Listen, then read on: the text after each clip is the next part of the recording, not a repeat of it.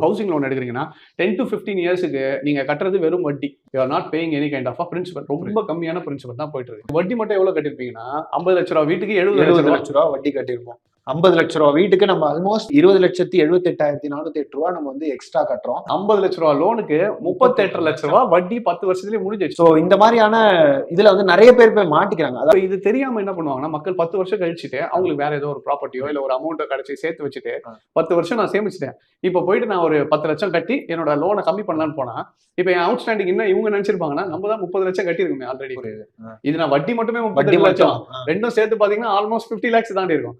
நம்ம தான் இவ்வளவு பே பண்ணிருக்குமே. இப்ப மிஞ்சி போனா என்ன இருக்கும், ஒரு 10 லட்சமோ 20 லட்சமோ இருக்கும். ஒரு 10 லட்சம் கம்மி பண்ணி நம்ம கம்மி பண்ணா பேங்க்கோ இல்ல போயிட்டு பினான்ஸ் கிட்ட போகும்போது என்ன ஆகும்னா 10 வருஷம் கழிச்சு எவ்வளவு அவுட் ஸ்டாண்டிங்னா 50 லட்சத்துல இன்னும் 40 லட்சம் இருக்குன்னு.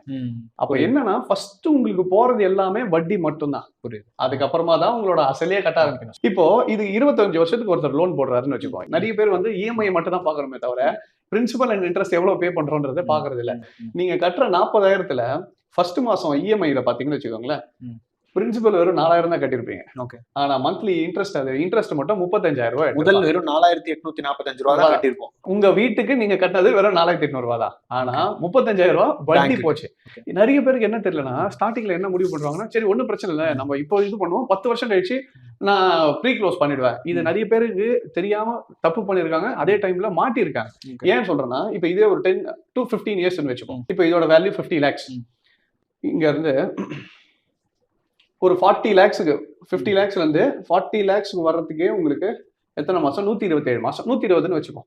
10 வருஷம் 10 வருஷம் கழிச்சு நீங்க அப்பயும் வட்டி எவ்வளவு கட்டிட்டு இருக்கீங்கன்னா 30,000 ரூபாய் வட்டிக்கு தான் போகுது. ஆனா 11,000 தான் இப்ப அசலுக்கு கட்டிருக்கீங்க. நீங்க ஆல்மோஸ்ட் வட்டி மட்டும் இந்த 10 வருஷத்துல இப்போ வட்டி மட்டும் இந்த 10 வருஷத்துல எவ்வளவு கட்டிருப்பீங்கன்னா 38.5 லட்சம் வட்டி மட்டும் 10 வருஷத்துல. நீங்க 50 லட்ச ரூபா லோனுக்கு 38 லட்ச ரூபா வட்டி 10 வருஷத்துலயே முடிஞ்சிச்சு. இப்போ இது தெரியாம என்ன பண்ணுவாங்கன்னா மக்கள் 10 வருஷம் கழிச்சுட்டு அவங்களுக்கு வேற ஏதோ ஒரு ப்ராப்பர்ட்டியோ இல்ல ஒரு அமௌண்ட்டோ கிடைச்சி சேர்த்து வச்சுட்டு 10 வருஷம் நான் சேமிச்சிட்டேன், இப்ப போயிட்டு நான் ஒரு 10 லட்சம் கட்டி என்னோட லோனை கம்மி பண்ணலான்னு போனா இப்ப என் அவுட் ஸ்டாண்டிங் என்ன இவங்க நினைச்சிருப்பாங்கன்னா நம்ம தான் 30 லட்சம் கட்டிருக்குமே ஆல்ரெடி. இது நான் வட்டி மட்டுமே 30 லட்சம் ரெண்டும் சேர்த்து பாத்தீங்கன்னா ஆல்மோஸ்ட் 50 lakhs தாண்டி இருக்கும்.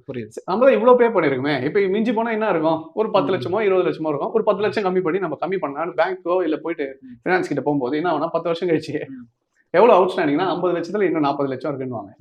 அப்ப என்னன்னா ஃபர்ஸ்ட் உங்களுக்கு போறது எல்லாமே வட்டி மட்டும் தான். புரியுது. அதுக்கப்புறமா தான் உங்களோட அசலையே கட்ட ஆரம்பிக்கணும். ஸோ ஃபர்ஸ்ட் ஒரு ஹவுசிங் லோன் எடுக்கிறீங்கன்னா 10 to 15 இயர்ஸ்க்கு நீங்க கட்டுறது வெறும் வட்டி. You are not paying any kind of principal. ரொம்ப கம்மியான பிரின்சிபல் தான் போயிட்டு இருக்கு. நீங்க 15 வருஷம் கழிச்சு பல்கா எடுத்துட்டு போய் கட்டுறாங்கன்னா அதுல யூஸ் கிடையாது. அது கரெக்டான இதுவை பிளான் பண்ணிக்கலாம். அப்போ 25 வருஷம் இந்த லோன் கட்டி முடிக்கும் போது அதுக்கு வட்டி மட்டும் எவ்வளவு கட்டிருப்பீங்கன்னா 50 லட்ச ரூபாய் வீட்டுக்கு 70 லட்ச ரூபாய் வட்டி கட்டிருப்போம்.